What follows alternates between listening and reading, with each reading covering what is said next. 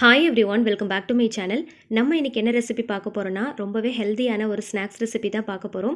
Iron content அதிகமாக இருக்கிற ஒரு ஸ்நாக்ஸ் ரெசிபி தான் நான் இன்றைக்கி உங்களுக்கு செஞ்சு காட்ட போகிறேன். அயன் சத்து கம்மியாக இருக்கிறவங்க டெய்லி இந்த ரெசிப்பியில் ஒரு உருண்டை எடுத்துக்கிட்டிங்கனாலே போதும். வித்தின் 10 டேஸில் உங்களோட அயன் கண்டென்ட் அதிகமாகிறத நீங்கள் கண்கூடாக பார்க்கலாம். எஸ்பெஷலி பார்த்திங்கன்னா ஃபீட் பண்ணுற மதர்ஸ், ப்ரெக்னென்ட் லேடிஸ் அவங்க எல்லாருக்குமே கண்டிப்பாக அயன் கண்டென்ட் ரொம்ப அதிகமாக தேவைப்படும். அவங்களுக்கு மட்டும் இல்லை, அவங்களுடைய குழந்தைங்களுக்கும் அதிகமான அளவில் தேவைப்படும். ஸோ அந்த மாதிரி நபர்கள் இந்த மாதிரி ரெசிப்பியில் டெய்லி ஒரு உருண்டை எடுத்துக்கிட்டிங்க அப்படின்னா கண்டிப்பாக நீங்கள் ரொம்ப ஹெல்த்தியாக ஃபீல் பண்ணுவீங்க. அயன் கண்டென்ட் உங்களுக்கு அதிகமாகவே கிடைக்கும். இந்த ரெசிபியை எப்படி செய்யலான்றதை பார்க்குறதுக்கு முன்னாடி நம்முடைய சேனலை ஃபஸ்ட் டைம் பார்க்குறவங்க இல்லை இன்னும் சப்ஸ்கிரைப் பண்ணாதவங்க இப்போவே கீழே தெரியிற ரெட் கலர் சப்ஸ்கிரைப் பட்டனை கிளிக் பண்ணி சப்ஸ்கிரைப் பண்ணிக்கோங்க. ஸோ இந்த ரெசிபி எப்படி செய்யலான்றதை பார்க்கலாம் வாங்க. ஒரு கடாயில் 1 கிளாஸ் அளவுக்கு நான் வேர்க்கடலை எடுத்திருக்கேன். இதை நம்ம லைட்டாக வறுத்து எடுத்துக்கலாம். ரொம்ப வறுக்கணுன்ற அவசியம் இல்லை. லைட்டாக மொறுமொறுப்பாகிற அளவுக்கு நம்ம லைட்டாக ஃப்ரை பண்ணி எடுத்துக்கலாம். இது நல்லா ஆறின பிறகு இதோடைய ஸ்கின்னை பீல் பண்ணி எடுத்துக்கலாம். இப்போ அதே கடாயில் 1 கிளாஸ் அளவுக்கு ராகி மாவு, அதாவது கேழ்வரகு மாவு எடுத்திருக்கேன். நீங்கள் எந்த கப்பில் வேர்க்கடலை மெஷர்மெண்ட் பண்ணி எடுக்கிறீங்களோ அதே கப்பில் தான் எல்லாத்தையுமே நீங்கள் மெஷர்மெண்ட் பண்ணி எடுக்கணும். இப்போ இதை லைட்டாக ஃப்ரை பண்ணியாச்சு. இதோடைய வாசனை வர்ற அளவுக்கு நம்ம ஃப்ரை பண்ணாலே போதும். இப்போ இது ஒரு பிளேட்டுக்கு மாற்றி நல்லா ஆற விட்டுறலாம். ஆறினதுக்கு பிறகு ஒரு பவுலுக்கு இதை ட்ரான்ஸ்ஃபர் பண்ணிக்கலாம். இப்போ இதில் ஒரு 1/4 டீஸ்பூன் அளவுக்கு உப்பு சேர்த்துக்கலாம். சேர்த்துட்டு நல்லா மிக்ஸ் பண்ணி விட்டுக்கோங்க. இப்போது இதில் கொஞ்சம் கொஞ்சமாக தண்ணி சேர்த்து நல்லா சப்பாத்தி மாவு பதத்துக்கு நம்ம நல்லா பிசைஞ்சு எடுத்துக்கலாம்.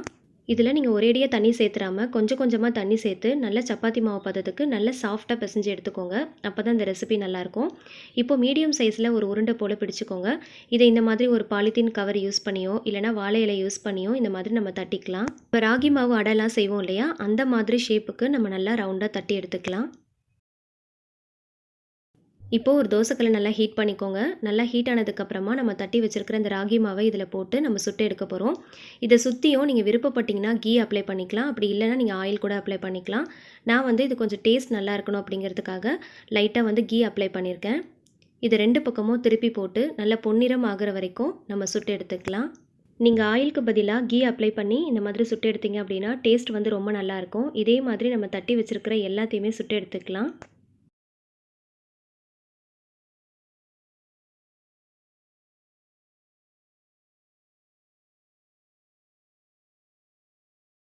இப்போது அதே கடாயில் 2 டீஸ்பூன் அளவுக்கு கீ ஆட் பண்ணிக்கலாம். கீ நல்லா ஹீட் ஆனதுக்கப்புறமா இதில் கொஞ்சமாக முந்திரி திராட்சையை சேர்த்து நம்ம லைட்டாக ஃப்ரை பண்ணி எடுத்துக்கலாம். நீங்கள் எந்த நட்ஸ் விருப்பப்படுறீங்களோ அதை சேர்த்து நீங்கள் லைட்டாக இந்த மாதிரி ஃப்ரை பண்ணி எடுத்துக்கோங்க. இப்போது ஃப்ரை பண்ணி ஸ்கின் பீல் பண்ண அந்த வேர்க்கடலையை நம்ம மிக்ஸி ஜாரில் சேர்த்துக்கலாம். இப்போ இது கூடவே 1 கிளாஸ் அளவுக்கு பாகு வெல்லம் எடுத்திருக்கேன். பாகு வெல்லத்தை நல்லா பொடி பண்ணி கரெக்டாக 1 கிளாஸ் அளவுக்கு அளந்து எடுத்துக்கோங்க. அதையும் இந்த மிக்ஸி ஜாரில் சேர்த்து இதை பல்ஸ் மோடில் நம்ம பொடி பண்ணி எடுத்துக்கலாம். ரொம்ப நைஸாக அரைக்கணுன்றது கிடையாது. ஜஸ்ட் பல்ஸ் மோடில் நீங்கள் இந்த மாதிரி அரைச்சி எடுத்துக்கோங்க. இப்போ அதை வேறு ஒரு பவுலுக்கு ட்ரான்ஸ்ஃபர் பண்ணிவிட்டு அதே மிக்ஸி ஜாரில் இந்த ராகி மாவு அடையை சேர்த்து அதே மாதிரி பல்ஸ் மோடில் நல்லா கொரகொரப்பாக அரைச்சி எடுத்துக்கலாம். ரொம்ப நைஸாலாம் அரைக்கக்கூடாது. பல்ஸ் மோடில் வச்சு இந்த மாதிரி நல்லா கொரகொரப்பாக அரைச்சி எடுத்துக்கோங்க. இப்போது நம்ம பவுடர் பண்ணி வச்சுருக்கிற எல்லாத்தையுமே இந்த வறுத்து வச்சுருக்கிற முந்திரி திராட்சையில் சேர்த்துக்கலாம். இப்போ இது கூடவே டேஸ்ட்டுக்காக ஒரு 2 டேபிள் ஸ்பூன் அளவுக்கு கீ ஆட் பண்ணியிருக்கேன். ஆட் பண்ணிவிட்டு ஃபஸ்ட்டு ஒரு கரண்டியால் லைட்டாக மிக்ஸ் பண்ணி விட்டுக்கலாம்.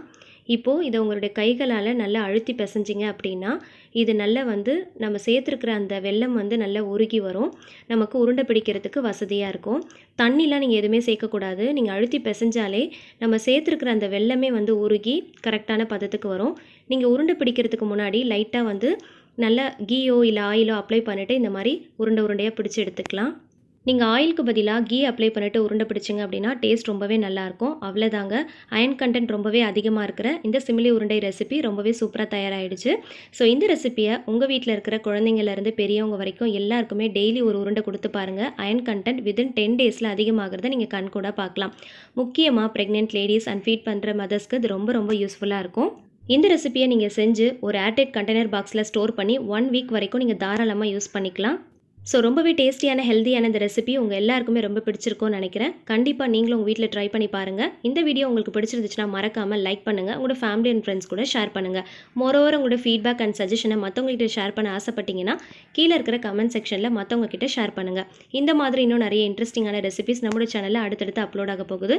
அது எல்லாமே நீங்கள் தெரிஞ்சுக்க ஆசைப்பட்டீங்கன்னா நீங்கள் பண்ண வேண்டியது ஒன்று தான். மறக்காமல் இப்போவே நம்மளோட சேனலுக்கு கீழே தெரிகிற ரெட் கலர் சப்ஸ்கிரைப் பட்டனை கிளிக் பண்ணி சப்ஸ்கிரைப் பண்ணிக்கோங்க. பக்கத்தில் இருக்கிற பெல் சிம்பளையும் சேர்த்தே கிளிக் பண்ணிக்கோங்க. அப்போ தான் நம்ம சேனலில் வர ஃபியூச்சர் அப்டேட்ஸ் எல்லாத்தையுமே நீங்கள் மிஸ் பண்ணாமல் பார்க்கலாம். Thank you so much. கீப் வாட்சிங்.